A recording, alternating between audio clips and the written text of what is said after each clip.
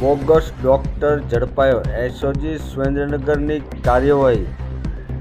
₹42,553નો મુદ્દામાલ જપ્ત. Surendranagar SOG શાખાએ bogus doctor વિરુદ્ધ કાર્યવાહી કરી મોટી સફળતા મેળવી છે.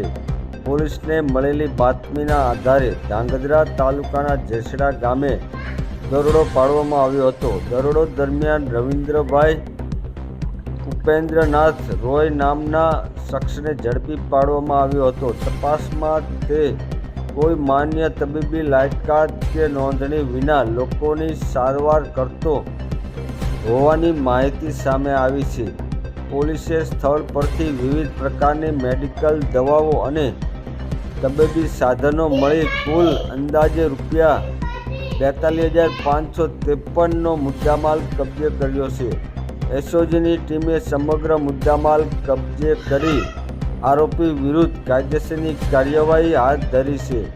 બોગસ રીતે તબીબી પ્રેક્ટિસ કરતા લોકો સામે પોલીસની કાર્યવાહીથી સ્થાનિક વિસ્તારમાં ચકચાર મચી છે. એસઓજી સુરેન્દ્રનગરની ટીમની સતર્કતા અને ઝડપી કાર્યવાહીના કારણે બોગસ ડોક્ટરનો પર્દાફાશ થયો છે. ગુજરાતી ન્યૂઝ, અશોક પરમાર.